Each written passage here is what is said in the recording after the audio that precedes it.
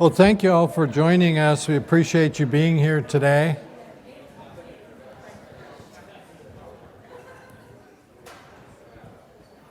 We do appreciate your time. It's nice to see so many people that I saw last week out at Chamberlain Field at the pavilion for our Staff Appreciation Day. This morning when I was coming in to work, I was thinking, oh, it should be like last week. Well, it's almost like that by this afternoon. The rain's gone and it's looking pretty nice, and it's cool. So today we're going to do, we do a annual budget presentation to talk about a long process that's involved the entire campus, many people, and it is based on the state budget that was just passed by the General Assembly. And so I want to thank the entire campus for all the work everybody has done, particularly finance operations and our budget people, Chris Sherbison, Allison Evans, and the support that they've had, and I know from every unit. So thank you to them.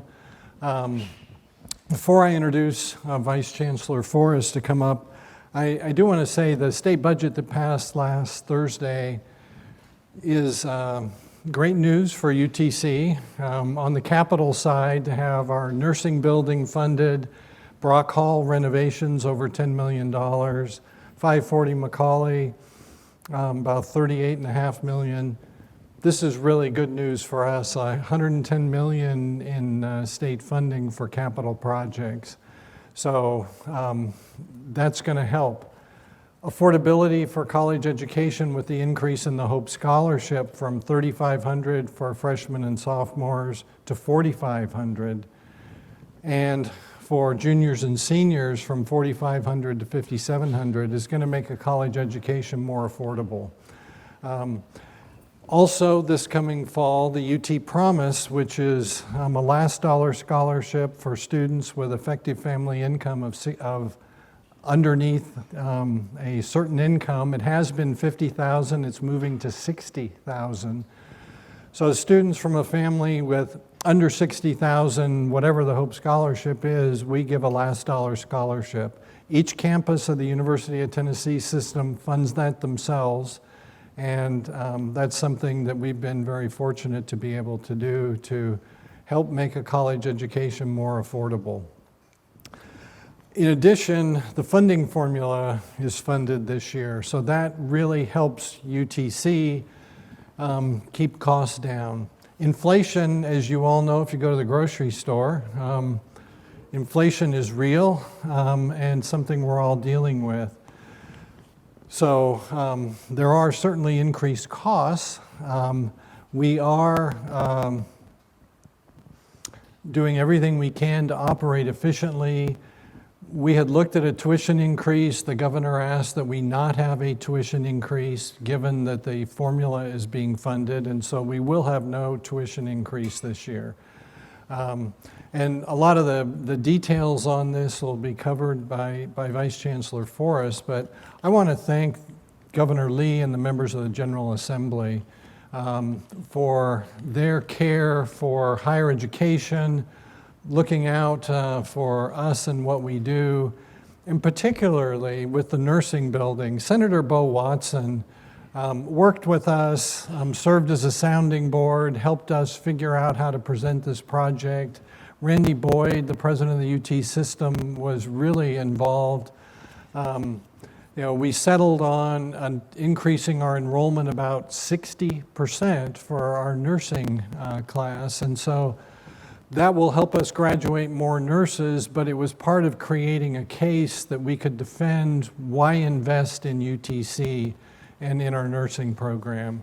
And this will be a transformative facility reflective of the quality of the program that we have. And Chris Smith is back here.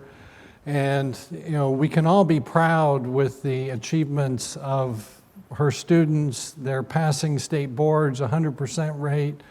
The faculty are clearly working really hard and doing an outstanding job. And So we appreciate what you're doing and look forward to being in that building when it's completed in 3 to 4 years. I try not to be too optimistic about that, but we'll get in there absolutely as soon as possible. So state budget was really good, and higher education has support of the General Assembly and our local delegation in particular. So thank you for being here. I'm going to allow Vice Chancellor Forrest to present the details of all of this and what it means for UTC. Sure.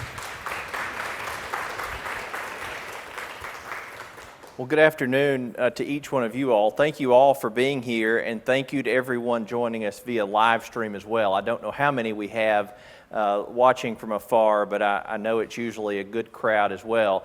It is terrific to have this in person. The past couple years when we've had it online, it's been great, but not near as enjoyable as getting to see folks here. Chancellor Engel appropriately thanked Chris and Allison, and I'll do some other thank yous in a minute, but I wanted to do the same thing, and all the budget team. They do a really great job at getting us to this point. They can take 100% of the credit for all the nuts and bolts you'll see today. And I do want to thank Chancellor Engel. He is appropriately very involved in this process, and his input is always much appreciated. So I'll go through a number of slides today. Some of them I'll go through quickly. Others I may spend a little bit of time on. And we will post this presentation online after we're finished later this afternoon. So if you missed something, certainly go back, look at it. If you have any questions, you're welcome to reach out to me or others, and we'll get you an answer. So the FY23 budget planning overview. The budget process goals, the process always stems around two things. One is transparency, the other is engagement. We want everybody, whatever your role is at the university, to be engaged in the process. We see it as a bottom-up process, not a top-down process, because it really is important that everybody has a stake in developing what the financial plan for the university is. As far as planning variables, there's always different variables we have to react to every year. The first of them being the tuition and fee binding rate by THEC. As the Chancellor mentioned, it's 0%, so not a lot to work with there, but we certainly came out great on the state appropriation side in lieu of the tuition and fee increase. Also, as Chancellor Engel mentioned, the capital component of this budget was historical and unprecedented. So as a campus, we're getting $110 million of new capital money alone next year on top of all the other capital projects we have going on. So a big win there. Stimulus funding, the HERF dollars still remained a factor this fiscal year and will continue to do so a little bit in the next fiscal year as well. The philanthropic efforts, lots of different moving parts related to capital and philanthropy. The foundation team is here. They work closely on making that piece of this come together. And enrollment fluctuations. We know we had a slight enrollment decline this year, a real focus on getting that back up next year. Things are looking good. I know Dr. Freeman's reported on that a number of times, and we're headed in the right direction there. Student retention, you may ask, why would you put student retention in a budget presentation? Well, one, it often equates to dollars, not just on recurring revenue, but also on appropriations as well because of our funding formula. So it's a big part of this.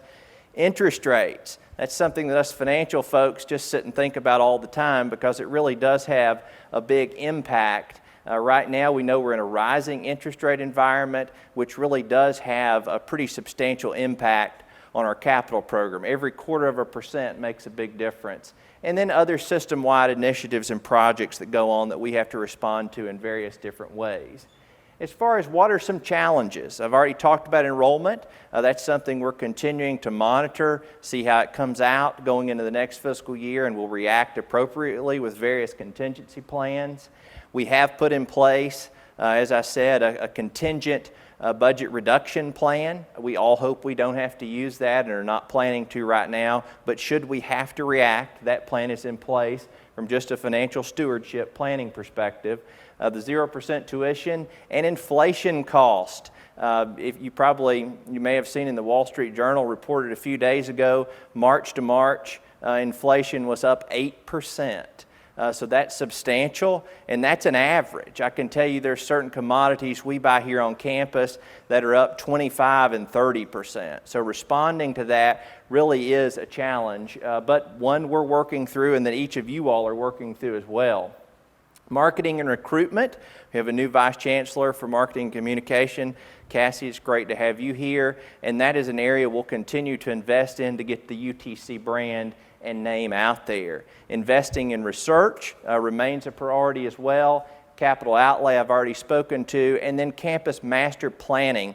Many of you, if not all of you all, have been involved in a campus master planning session so far. We're in phase 2 of 4 of that process, and that will wrap up later this calendar year with board approval expected in the fall. And when that's completed, that will really launch our next 10-year capital phase for the campus. The previous 3 master plans have been instrumental with hundreds of millions of dollars invested, and this one certainly will have the same attributes associated. I see Tom sitting up here on the front row. He has led many of those efforts, and those are much appreciated, Tom. Budget planning and investments. I won't go through all of this because much of it I've touched on, but a couple things I want to mention that will be somewhat unusual this year. One is the SACS COC reaffirmation going into next year. This is something where we have to invest some non-recurring and recurring dollars in the QEP process, as well as one thing on the bottom that I don't know that we've ever talked about with this group, but that you all are familiar with, and that's the change in the ERP. You probably have all logged into Iris at one point in your career. You perhaps love it, like myself, or you might hate it, like others. And if you hate it, your wishes come true. It's leaving us. So come mid-July of 2024, give or take, we'll move to a new platform, but that will require investment by our campus, even though there is also going to be a significant investment by the state as well. Just a quick recap on HERF funding, the stimulus dollars passed by the federal government in 3 different phases. This was a complete surprise to all of us. As you know, if you were here in March of 2020, our heads were really spinning, how do we respond to the pandemic financially? There's obviously that wasn't the top priority. Safety was, but certainly finances were a concern. And we were very fortunate that the federal government came in, closed the gap with these 3 stimulus packages. At the same time, they put a ton of rules and regulations on them, appropriately so in some cases, but that has required this team and some of you as well to invest hours in trying to figure out how do we successfully deploy these funds, and I'm thankful to say we have done so. You'll see there on the end there's a remaining balance of about $7 million, but of that, almost 6.8 of it is committed right now. So going into next fiscal year, which will be the last fiscal year of these dollars, there's really not a great deal of dollars sitting there to be allocated, but we will spend the year finishing up projects and other things that we've talked about for a couple years now. The new strategic plan, this is important because we tie our budget to each one of these 4 elements. That is something that SACS requests that we do, and we have appropriately demonstrated that every year by going through the budget line by line, every new allocation, and tying it, what was previously the old strategic plan, but will now be to the new strategic plan in these 4 elements. So the budget planning timeline, you can read this, so I won't, but most of you all know this is not a process that just comes about. We don't just have a document that we put together on the back of a napkin. It really does start months and months in advance. It started in October of this year. Numerous groups are engaged at the department, the college, the division levels, and then on to the university-wide level. UPRAC, our planning advisory group, is engaged a couple different times in the process, and there's also a continuous feedback loop. Chris and Allison will meet with various deans and division heads to clarify things and understand what needs to be done and changed, ultimately culminating with the UTC Advisory Board approving the plan based on an advisory recommendation, hopefully in May, and then the UT Board approving it in June, usually the last week every year. So tuition and fee recommendations, what does it look like next year? Well, it's a really easy report because it's 0%. But I will point out a few things. This is an intriguing slide, and something we look at constantly is where does UTC fit in the in-state market? We know that we have an overwhelming population of in-state students, so we compete with all of these folks on this page as well as privates and other partners within the state. You'll see UTC on the public side is in the middle of the pack. We've actually lost. We've gone down, we've actually gone up the list, but down perhaps in price in comparison to some because a couple others jumped in the last year or so. We are actually the best value in the UT system as well. So for those that are debating UT Southern or UTC, you can come to UTC for almost $400 cheaper than you can UT Southern. If you go to UT Knoxville, it'll cost you $13,000 a year. As far as tuition and fees, you'll see what they are by the three categories: in-state, bordering state, and out-of-state, all not increasing. Graduate, same situation, not increasing either. And then the proposed fee changes. Anything that's tuition or mandatory is not increasing. Residence halls are going up 3%. You'll remember that residence halls, parking, meal plans, and all the like are auxiliaries. You cannot use state appropriated or tuition dollars for those units. So they have to go up in order to respond to some of these inflationary issues that we were talking about earlier. 3% will help close that gap to some extent. There's a few increases on lab fees. Those vary. And then parking there at the end, that would go up 3% as well. Meal plans are being restructured entirely based on feedback from students. The most popular plan is actually going down a little bit, and then some of the other plans will go up a little bit, but not exceeding 3%. Mandatory fee changes. I told you there wasn't any movement, but there really is. It's just a 0% impact movement when you look at the dollar amount. We're proposing swapping some dollars from the student activity fee to the debt service fee. It's really great that we're in this building right now sharing this with you, because that swap will allow for the last phase of dollars to be put in the debt service fund in order to renovate this facility. So that's a project that's in the queue, but additional bonded recurring dollars were needed to make that happen, and this swap will allow us to do that. So what does the proposed budget look like, unit by unit, for next year? We certainly want to be transparent about this. Looking at proposed revenue, in the aggregate, $13.4 million of new revenue being brought to the table. The last phase of the SOAR and $4 at $2.3 million. State appropriations coming in at $8 million. This is the 12th budget I've helped put together at UTC, and I've never seen it be $8 million.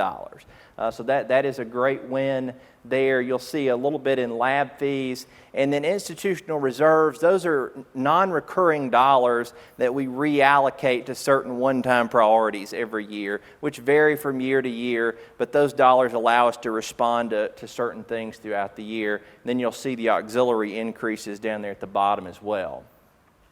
So what does the total budget pie look like? You'll see there coming in at $229 million. When you add the restricted budget into that, it almost surpasses $300 million. So the campus invests a lot of dollars every year. There's a lot of money that goes into people and operations and ultimately educating students.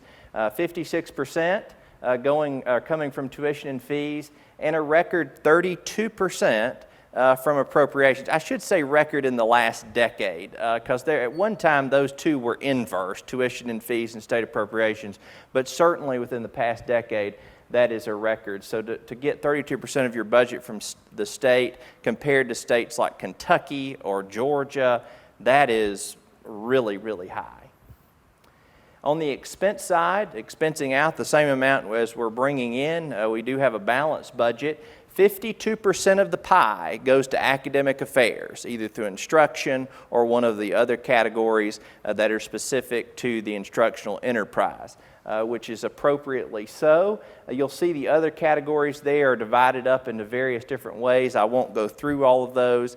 For those of you all that are wondering, what's the negative at the top? I've never had a year where I don't get that question. It is a debt service commitment. Debt service is always represented as a transfer, so it's represented as a negative.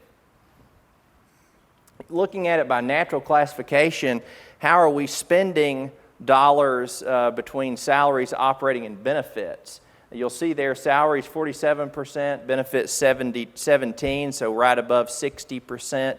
They're going toward people. We're a people-driven business. We couldn't do what we do without people, and we know that, operating sitting at about 33%. So the new revenue coming in there, it's really just a pie chart of what I already walked through a second ago, but you'll see the overwhelming majority of new revenue coming in through state appropriations. And then on the expense side, again, just graphically looking at what we've already talked about, but an overwhelming majority going to academic affairs, well, not majority, but an overwhelming amount going to academic affairs. And then I'll explain institutional a little bit because that's where all the compensation pools sit. So that's another substantial investment. Those just aren't broken out yet because we don't know how they'll be broken out until they're allocated in the fall. So unit by unit, where are the dollars going? Academic affairs sitting at $2.7 million. Lecturers for additional roadblock courses, that's what those SOAR and 4, $15 and $4 have been successfully used for. Academic advisors and additional tutors for students. Prior commitments to non-tenure track lectures, tenure track, I said that backwards, to tenure track faculty, not tenure track lectures. And then also some program growth dollars as well. We've made no secret about, with the new nursing building, the intent is to grow the nursing enrollment by 60%. The building is one component of that, but you have to have faculty to do that as well. So this budget funds phase one of getting that faculty in place in order to accomplish that 60% growth in the next few years. Athletics, $208,000. Primarily non-recurring there for new equipment at the Brenda Lawson Student Strength Center just across the way there. If you haven't been in that building, it is impressive, but they need some new equipment at the same time. So this will allow them to do that and will be a big win. Forgive the pun, Mark, but I hope a big win for athletics. And then Division of Engagement, or diversity and engagement here. You know this is a new division on campus, as new leadership. Stacy, it's great to have you here, as well as some other support positions in that unit. This budget will fund those positions appropriately so moving forward. Enrollment management and student affairs. If you're scratching your head, this is a larger number than what may normally happen, but I want to explain it because I think it's important to understand. In order to accomplish the fee swap that I talked about earlier, we have to invest some dollars in this unit to pull some individuals off the fee to accomplish this. So this is an investment in that unit in order to move this project forward in this building. There's also an investment in health services, counseling, the mentor program, as well as the summer bridge program. That is a program that I know Dr. Freeman could speak about better than anybody, but has been incredibly successful at onboarding students over the summer prior to prior to enrolling in the fall at UTC. And this will permanently fund that program as well. Finance and administration, a non-recurring $215,000. One of the things I hear the most from building occupants is, why don't you clean my windows and why don't you pressure wash my bricks? Well, because candidly, looking at Tom, we don't have any money for it. But this will get a couple $100,000 on the table to get the buildings on more of a cycle in order to get that accomplished. And we'll continue to hopefully make some more progress in this in the upcoming years, because keeping our campus pristine, which it does look great, definitely helps us attract students as well. Information technology, a non-recurring $150,000 for some data warehousing, consulting there. Vicki Farnsworth and her team are working to stand up a data warehouse, and we need some help doing it, some external expertise, and this will help get us there. Research and graduate school, $311,000. This is permanently funding the remainder of a deputy vice chancellor position, as well as the Center for Urban and Informatics Operation and Building Rent. I know Mina and her group are housed at the Edney building, so this funds the rent payments due down there, as well as some undergraduate research support, which has been a really popular and successful program on campus. Institutional, this is the big overwhelming majority of $5.8 million for the 4% compensation pools that are sitting there to address the campus minimum wage, compression, faculty promotions, UCF rollovers, faculty equity, staff equity, and then market and merit increases for all faculty and staff. I'll give you a little bit more details, or much more details on that in just a minute. One thing that we love to see from the state every year, because it is a big win for employees, is an increase to offset health premium adjustments. The state increases what it costs to provide employer health insurance or employee health insurance every year, but the state has also done a great job of backfilling the cost, which has largely avoided employee premiums going up substantially, and that's something we're proud of. I think a family of 4 or 10, for that matter, can get health insurance on this campus for under $400 a month, and that's something, if you look at a lot of other employers in the area, particularly family coverage, that is hard to beat. Now, system administration fee always goes up, and we say, thank you, here's your check every year with a smile. ERP system implementation, I mentioned that a minute ago, but it is an expense that we'll have on this campus that we'll have to add some dollars to the budget in order to accomplish that. Property insurance increase. You often don't think that the campus is 3 million square feet, which is a lot of property insurance coverage that's needed. And the state decided they were going to double this year. So we had to respond to that accordingly. And then I've already talked about the SACS reaffirmation in QEP, but it's something that we'll invest in as well. Scholarships and fee waivers. You can't put together a budget increase without investing in students. So much of this does invest in students, but this is the one that really hits the student pocketbook. So we want to be sure we're investing here. The Chancellor already mentioned UT Promise. Household income is going up from $50,000 to $60,000. Military members will now get an in-state rate moving forward. You've seen some publications about that. That is a great win for the UT system and UTC specifically to get that done. Need-based scholarships, grant and aid, and also some music scholarships are included in here as well. You saw the announcement earlier this week that our band was increased over the last several years by 400%. A new director that has worked really hard has made a big difference in that, but also these scholarships have as well. So that's been a great return on investment there for the campus to make.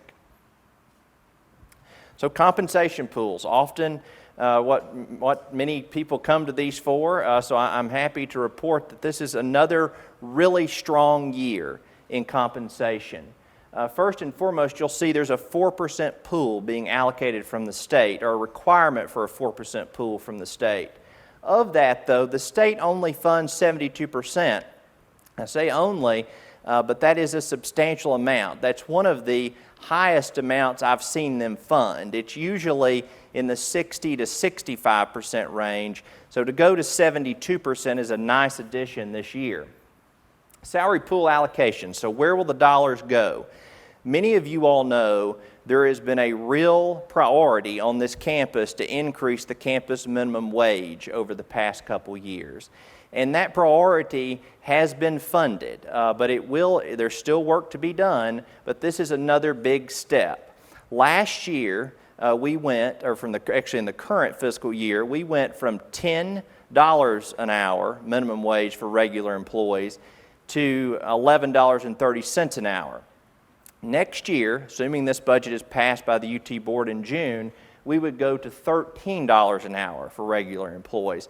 So that is a nice jump toward the goal of $15 an hour, which is still a major campus priority. It also invests dollars in compression. So by going from $11.30 to $13, at the same time you have to address compression because there's a lot of individuals that are making $14 an hour that need to go up as well, and that's just an example. There's other individuals that are impacted as well. So this will fund the compression issues created by that. Also, something on this campus that I think everyone should be proud of, we do something that not many other campuses do. When you receive a promotion from assistant to associate to full professor, you get a 10% compensation bump at the same time to keep faculty salaries as competitive as possible. So this will yet again fund that. There's also dollars set aside for a faculty equity pool as well as a staff equity pool to help with some other salary issues there. And then finally, this budget includes a 3% market-based adjustment for all employees. We talked about the issue with inflation that we're dealing with across this country, and we recognize investing as much in employees right now is a high priority. So again, 3% there as well. Excuse me. A really strong investment in compensation. Chancellor Engel keeps this a priority, as we all do, and this is something that we will continue to focus on and invest in on this campus over the next couple years. Financial health indicators. These are a few slides that I'll go through quickly, but I'd like everybody to understand that this campus is in a healthy place financially. Not every campus can say that, but we're fortunate to be able to do so. I love this slide because it really represents the impact of those scholarship dollars. What's the net price to a student? This is tuition and mandatory fees. It's not housing and meal plans. But you'll see there, if your family income is between $0 and $40,000, this is for the current fiscal year. This will change next fiscal year, particularly with UT Promise going up. You actually get money back on average of almost $2,000. In the next income quartile between $40,000 and $91,000, you pay on average of about $1,500 and so on as you go up in income levels. But a very affordable college education, if you want to enroll at UTC, can be had here based on the institutional scholarship investment, the Hope Scholarship, Federal Pell, and a lot of other scholarship dollars as well. Something that SACS asks us about every single year is, what is your fund balance? That's how much money we would have if everything went awry. The only time we've ever considered having to use the fund balance was March of 2020, which was the pandemic, at least in my tenure here. Excuse me. And thankfully we didn't have to use it. But you'll see, ever since 2017, and well before that, we just report 5 years, this has grown. It's currently up to $9 million. That would help us meet part of a payroll, an unplanned operating expense, or something like that if we had to have it. We never touch this because we always want those dollars to be there. It also represents 4.7% of all expenditures as well, which that's a measure that THEC uses, and we're right at the top of their preferred range. Auxiliary fund balance, right at $1 million, it grew this year. So again, strong there in those auxiliary units, and a 4.47% of unallocated expenditures there.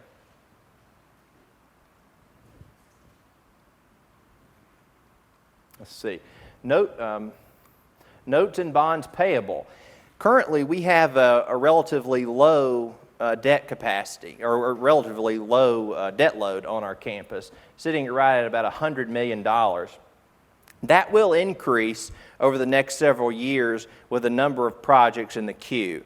The Wofford Center addition, the University Center, the possibility of a new residence hall and a new parking deck. That will swell to well over $200 million. But in order to move the campus forward, sometimes the only thing you can do is borrow dollars. And when I talked earlier about the importance of interest rates, this is why. Because when interest rates go up 0.25%, it costs a lot more to borrow the dollars, which is additional dollars we have to come up with from somewhere to move all of these projects forward. I will say, Chris made me put this slide on here, but I commend him for it, because this is another SACS indicator. Probably doesn't mean a lot to a lot of people, but if I would want to point out one thing, if you look at this is the Composite Financial Index, something that SACS also requires you to report. If you look at the somewhat U-shaped bar, that's the aggregate CFI score there, you'll see ours is trending up, which is what you want to see, which is really a tremendous gauge of financial health.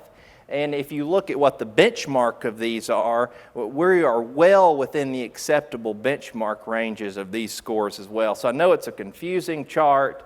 Chris, thank you for making me put it up here. And I do, if you ever have questions, you can ask Chris about them. So don't ask me.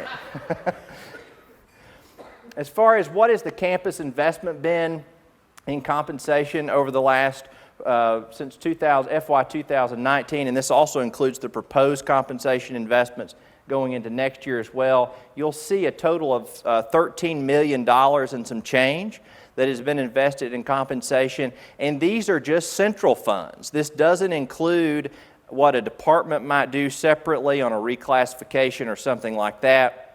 If you included all those dollars, it would be well beyond $13 million. So there really is a continued focus on investing in compensation on this campus. So I mentioned a minute ago about the minimum wage. You'll see the proposed is to go to 13 in FY23 with the goal of 15 in the out fiscal years. And I want to emphasize what a priority this is for us. Getting to $15 an hour is something we absolutely plan to do, but it takes resources to get there. And so it will remain a substantial campus priority over the next couple years to get there. Residence hall occupancy rates, this is an indicator we watch, particularly as we look to build a new residence hall. Although down a little bit this year, we expect them to be at some of their highest levels next year. Beer, is that an accurate statement? So that really speaks to the need for a new residence hall and the ability to grow enrollment by having additional beds on campus. We typically wouldn't talk about capital in a budget presentation, but this is one thing, in an operating budget presentation, but this is one where I could not have it in here. As I mentioned to you, almost $110 million in total capital. The appropriations portion of that is almost $105 million alone into the Health Sciences Building, Brock Hall, which is $10 million, and then 540 Macaulay, which is a $40 million project. The state was very good to us this year, and I particularly thank Tom and Anthony and the Chancellor and others for their incredible advocacy in making this happen. This project in the middle, that was a last-minute bet on our part, the 540 Macaulay. We thought, well, let's try and see what we get. We put a project together quickly, and lo and behold, we got $40 million. I hope the Chancellor does not expect that next year, because I don't expect that to happen. But I'm certainly excited it happened this year. One of our incredible secrets on this campus is really the substantial size of the UC Foundation.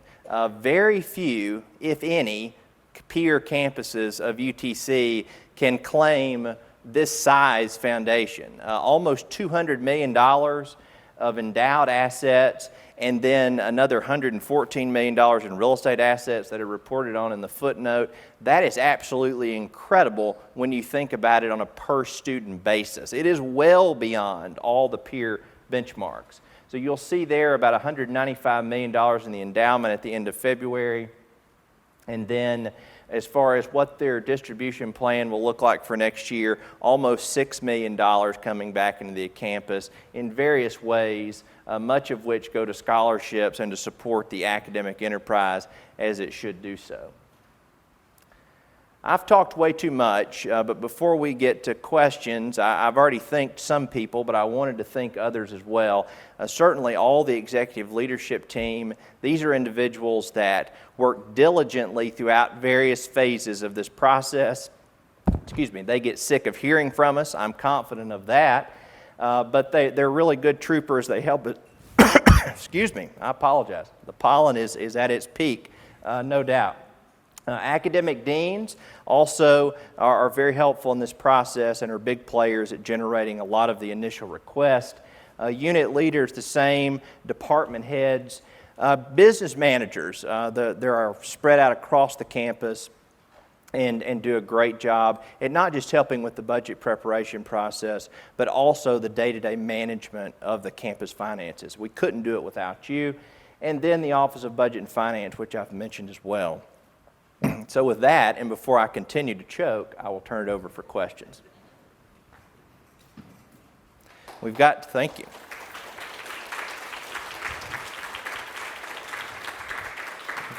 We've got 2 microphones, and if you have a question, we'll bring a microphone to you.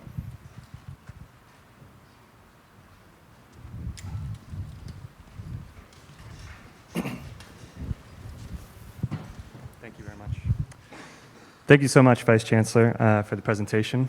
Very much appreciate it. I did have a question about minimum wages, and I wanted to hear if you could speak a little bit more about the fact that that UTK, for instance, has a $15 minimum wage. The UT Health Science Center has had a $15 minimum wage for quite a while.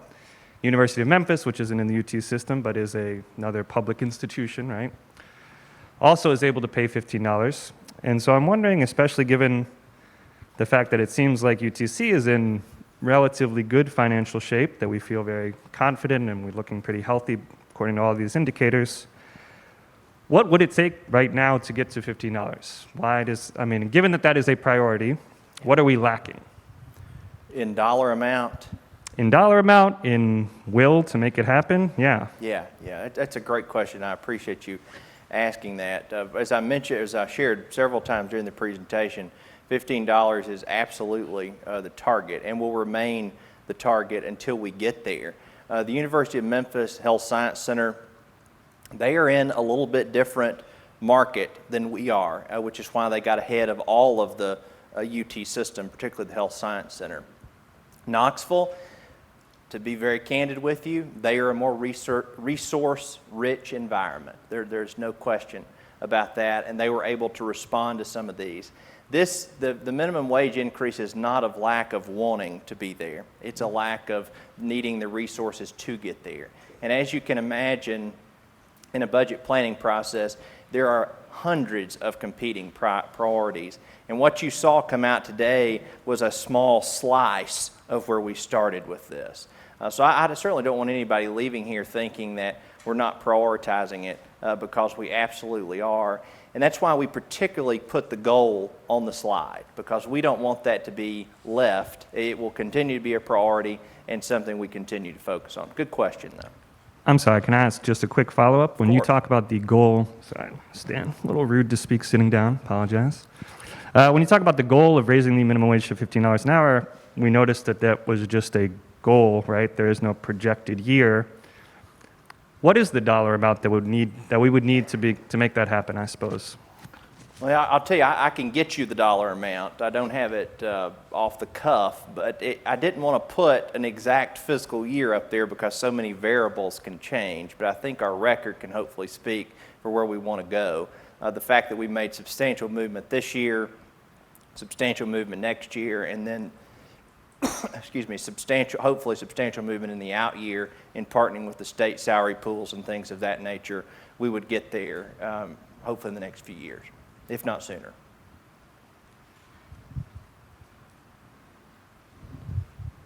Thank you.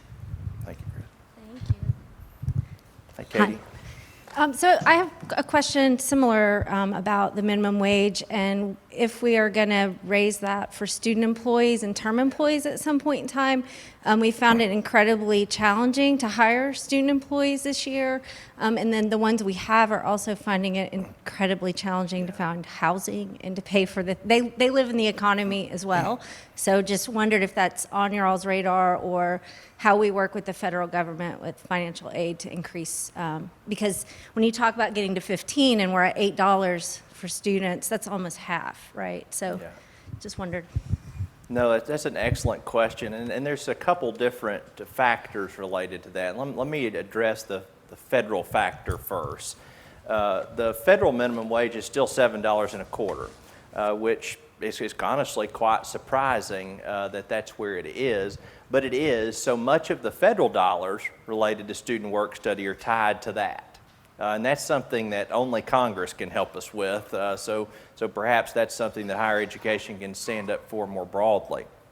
As far as employees beyond the federal minimum wage, but beyond a work-study student, we know our average student wage is about $9.66. Lori, is that correct?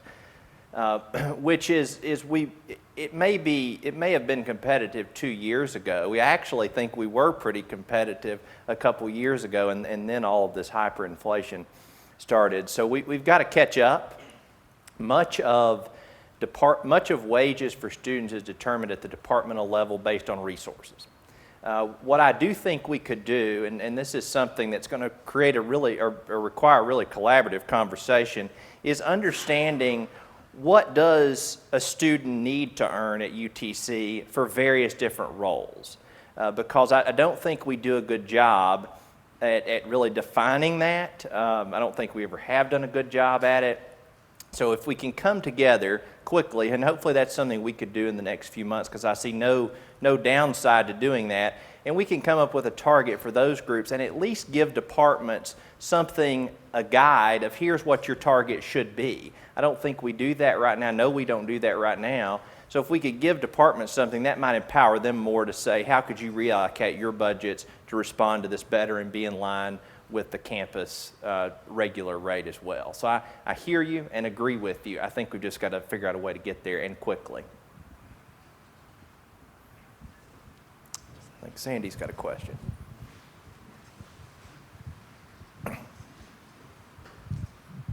I was just wondering, and if I missed it, I apologize, on the 4% salary pool. Is a percentage, like at least maybe the 2%, going to be across the board, or none of that is still determined? Yeah, of the 4%, 3% will be a market adjustment. We don't call it a cost of living adjustment, but it will be a market adjustment for all qualifying employees, which will be 99.9% of all employees, more than likely. Tammy.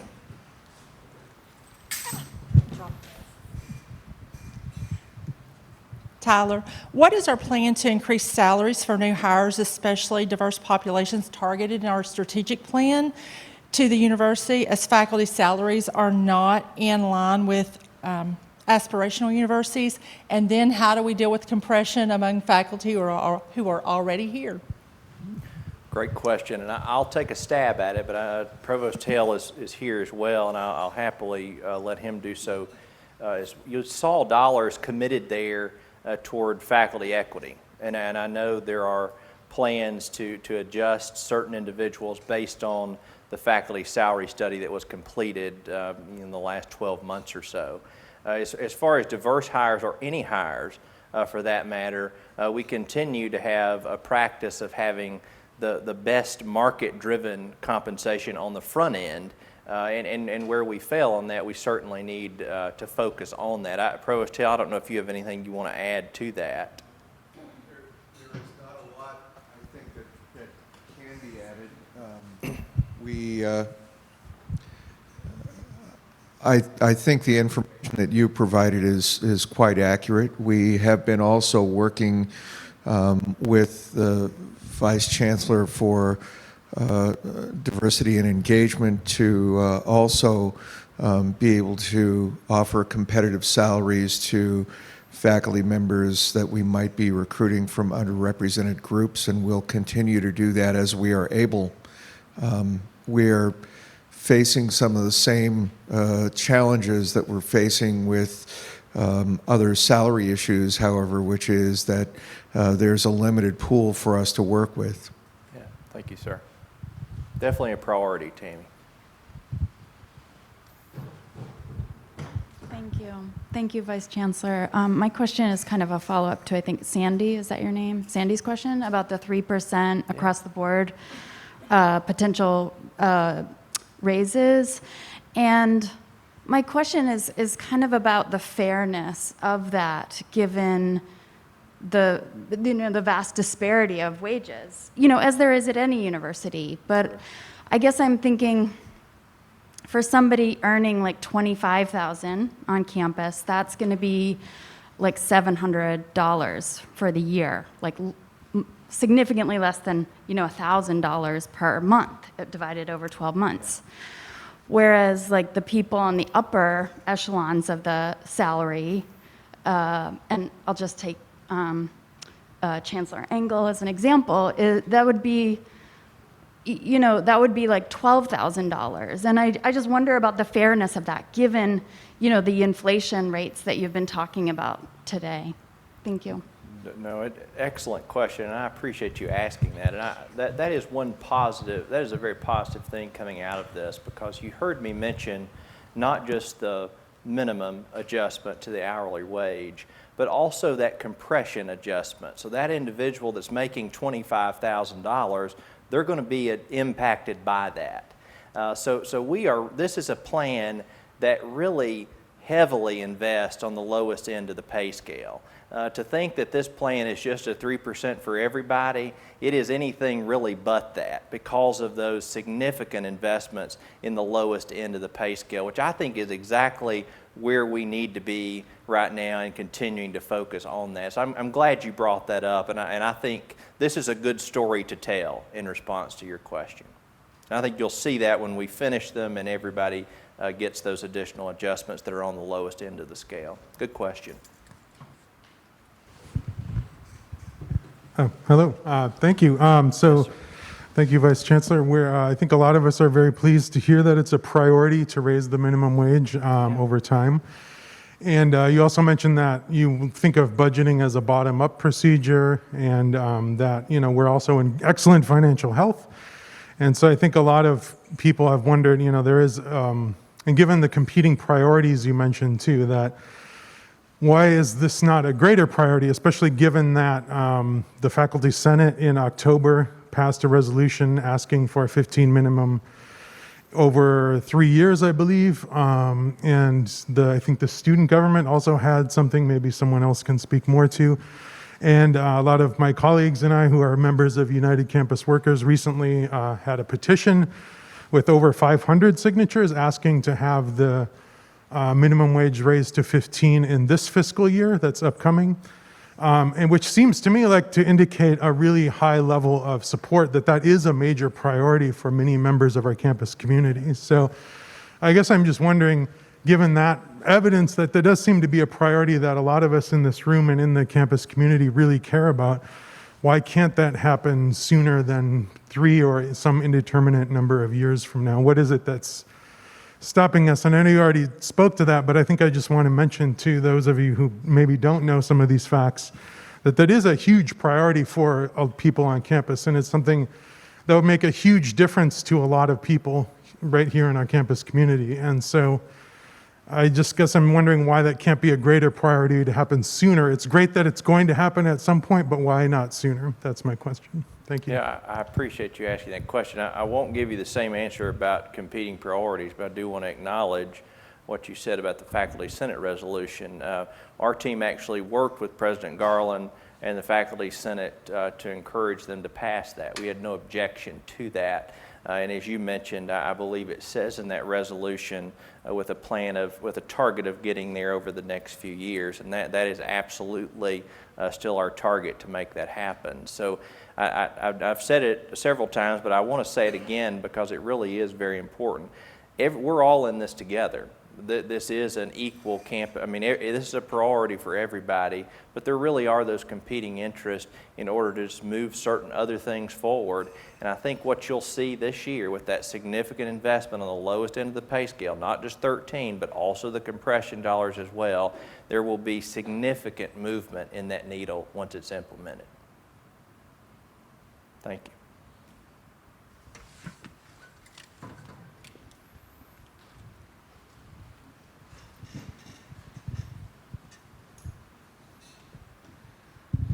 Hi, thank you. As a student, I actually kind of want to echo that we talked about this really large support for this.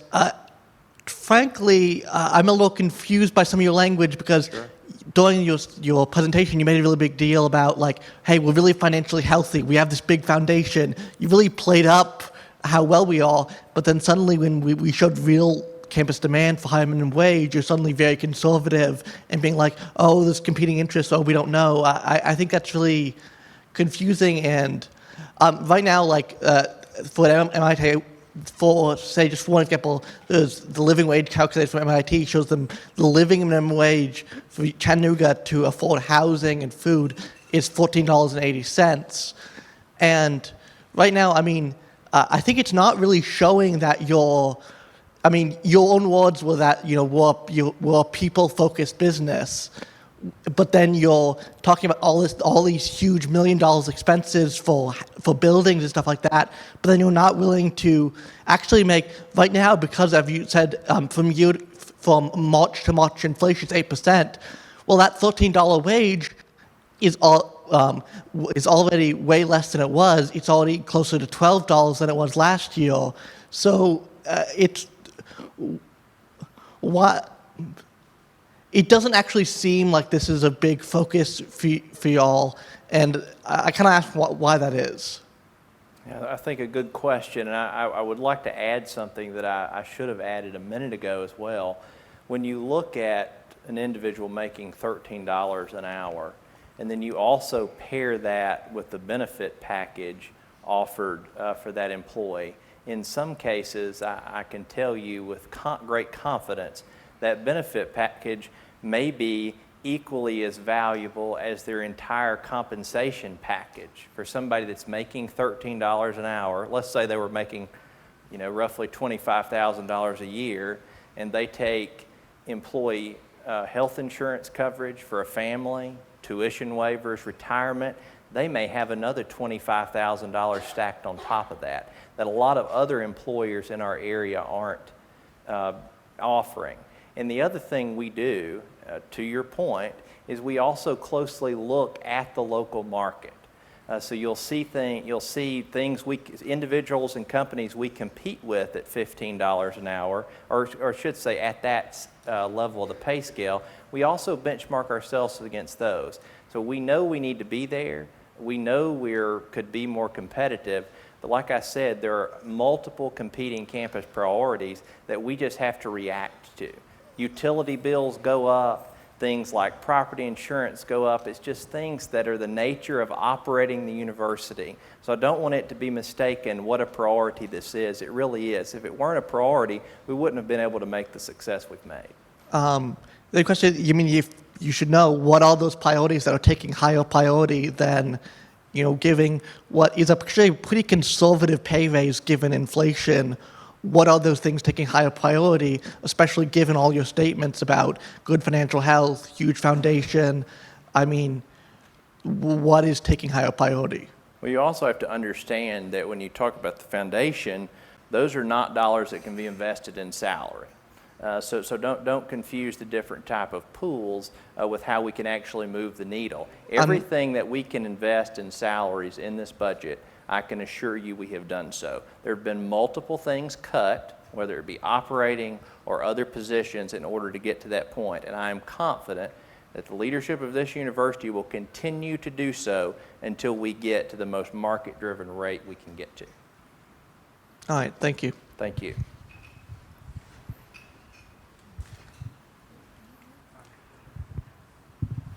Hi.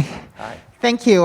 Just another point on the minimum wage. Yeah. So I know we're talking a lot about competing interests. Sure. And one thing that I wonder is we have this 3%. That's more than we've had quite a while across the board. Right. Now, I am not on these committees and know all the details, but was it at all discussed to maybe do a slightly lower across the board and then emphasize those making maybe under 50K a year, under 100K a year, and then use that extra money to raise to $15 an hour or anything like that? Yeah, certainly. That's a great question. And I just want to compliment all of you all for asking these questions. I appreciate it very much so. To your question specifically, there are multiple iterations of this budget, not just on the compensation side, but on the operating and any new request side to get to this point. It is not a one-size-fits-all. We really try to look at exactly what works the best. So there were many things cut, many different compensation pools looked at throughout the process, just like there are every year. But we cannot, to your specific point, we can't ignore the inflation aspect on every single individual at the same time. I guess my concern is, and I'll pass this on after this, but inflation is going to disproportionately impact those that are making the least. And why was it decided to give more to those that are making maybe hundreds of thousands versus those that are making less than a living wage, according to the MIT calculator for Chattanooga? Yeah, good question. I think I go back to my response a minute ago.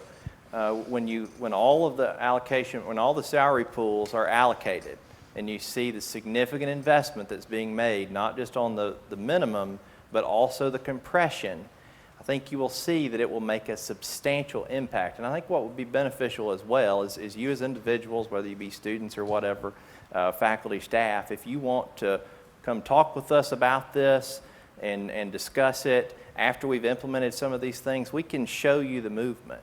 We'd love to talk to individual students in that way if you ever have an interest, or faculty or staff member and the like. We are an open book when it comes to that, and I certainly would welcome that in this instance as well.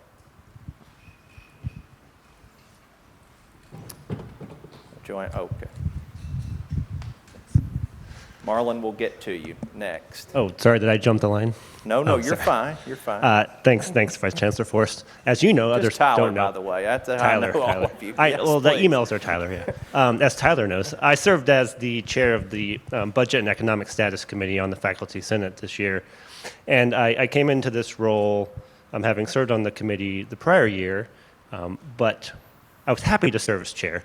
But I quickly learned that there's little institutional knowledge from year to year serving on a committee like that. And so, as you know, multiple times I would ask you these questions like, explain the budget process to us. And I study the federal budget process. So explain to us, so I'd ask you to explain the budget process. So I'm wondering, from a question about the process, how can we better institutionalize this bottom-up approach that I'm glad to hear us talk about? I'm a huge proponent of shared governance. Yeah. So I want to know, in October, November, when those early stages of input are being sought, how can the faculty, not at the level of department head, how do everyday faculty and employees and students have input into that process?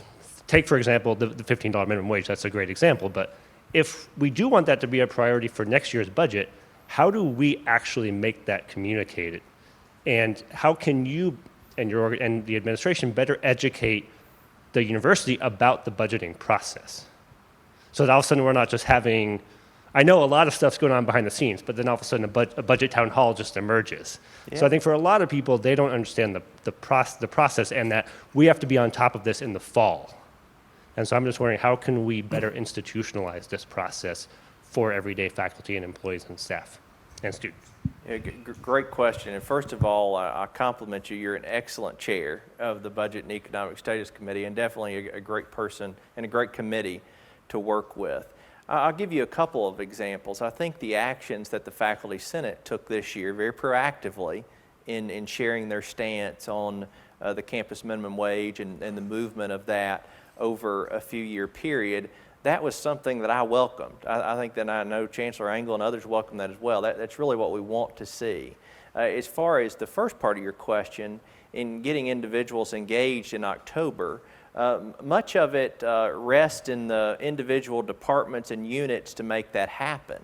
What we could do a better job at, again, this is kind of my out loud thinking, but I think we could do a better job of educating departments and units of how they could engage their individual students, faculty, and staff by saying you could have a departmental meeting, bring it up. I mean, we might assume that happens, and I know it does in some places. I'm confident it does because I hear about it, and I've been to some of the meetings through the years, but perhaps in some of those areas where it doesn't happen, encouraging deans and department heads and other unit heads to do that and really engaging everybody in the process would definitely help engage people starting in October. Because you're right, it is one thing to say do it, and it's another thing to actually do it. So us doing some follow-up and encouragement there, I think would go a long way. Good question.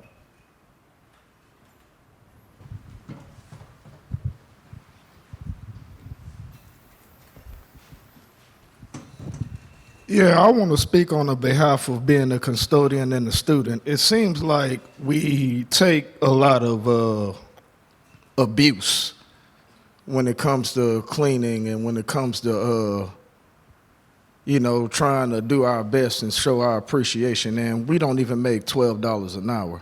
And I know you explained the budgets to Mr. Athan and Mr. Ed Brundy. And but it seems like the only people that suffering is the low people. I mean, not people from the HR, not the higher up people. I mean, it's people like the custodians. It's people like the groundskeeper. I mean, not only that we get our nose turned up at us, it's like we getting abused financially. And by me working as a custodian and student, I mean, I'm a student. I got to hear this from students. I got to hear this from faculties. I got to hear this from everybody. Why? Because I'm a working student, and I can't go home after I get off. I got to go and try to do my homework, and then I got to listen to everything. And it's almost like, I mean, is this a community, or is this just a clique, or is this, I mean, I don't know. I'm confused. Sometimes I don't feel like this is a community because, I'm just, now it's getting better, yes, but compared to what I've heard from other workers, I don't know. So, I mean, when it ain't, it's our wages and it's people looking down on us. Yeah, great.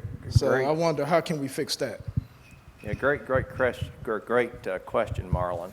I will say here in front of everybody, and I would say it even much broadly than this, we absolutely appreciate what you, as a custodian, your other custodian colleagues, and groundskeepers do to this campus.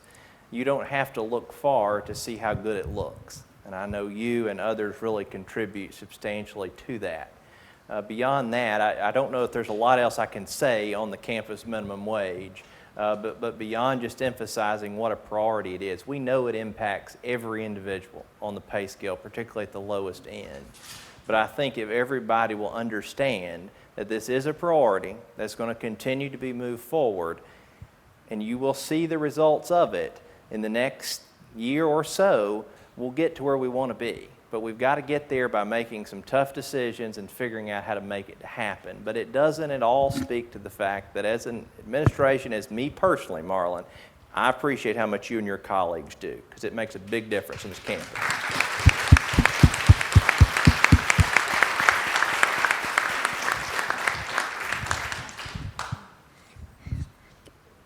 Tyler, sorry. One more Katie, question. yes. I just wondered, we just did, I guess in the last few years, a system-wide job family reclassification with new quartiles for our staff. And every year in the budget presentations, we see that we use our salary pools that we're getting for compression and for adjustments. And I know that these minimum wage and other increases have cascading effects, right, across all of the pay scales, because as you're raising lower, you're raising it based on experience up the chain, for lack of a better word.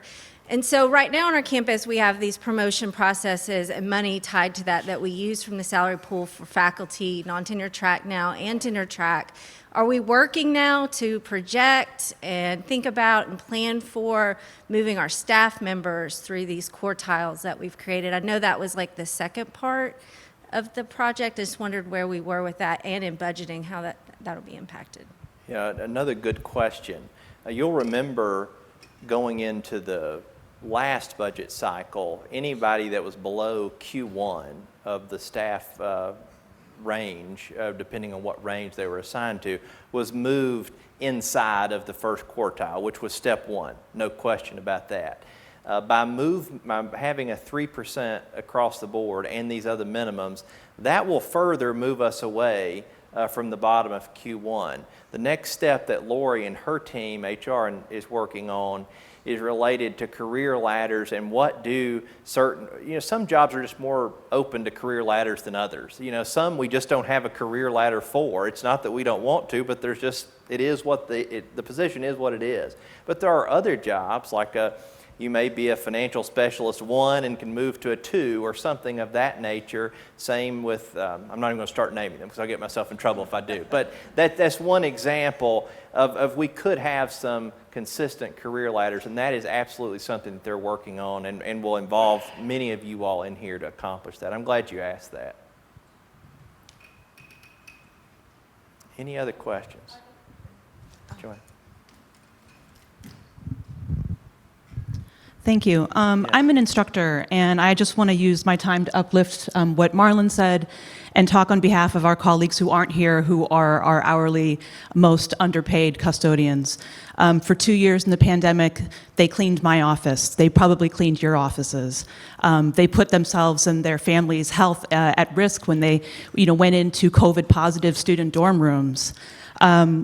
I just wonder why giving them a living wage doesn't seem to be as essential a priority for us as a community, for the administration. When we needed them at the beginning of the pandemic, they were there. We called them essential workers. Why isn't this an essential priority? Yeah, I can only say what I've said already. It is an essential priority. And I also know that this group of individuals has done an incredible job, and you're exactly right. At the beginning of the pandemic, they couldn't work from home. They had to be here, and they were boots on the ground, cleaning every day, learning new ways to clean, thinking outside the box. How do you keep the building clean? And then when it was time for everybody else to come back to campus, they got it ready too. This is no statement against their good work at all, but it is a statement around resources. And I can assure you with great confidence that we will get there and get there soon. It takes a little time and it takes a little patience from everybody and possibly a little sacrifice from everybody to get there one way or another in making various budget adjustments, but I can assure you we will get there. Thank you for saying that though. Any other questions? Yes, sir.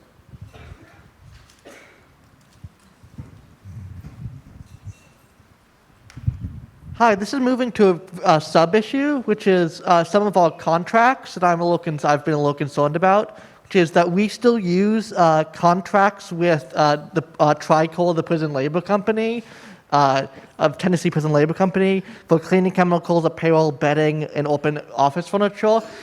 These people are paid as little as 25 to 75 cents an hour. Why are we still using contracts with prison labor companies? I can't speak to that specifically, but if you want to get me that information afterwards, I'll be happy to answer the question. I don't know the terms of that contract offhand. All right, thank you. Yeah, thank you.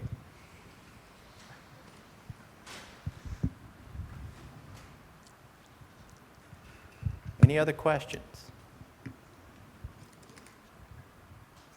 Is there somebody else, Joanna? We good? Well, I want to thank you all for being here. You have been an exceptionally wonderful crowd. I sincerely appreciate the feedback, and I also thank all of you all for everything you do for this campus because you make it move forward. You make it what it is. So thank you again, and have a great day.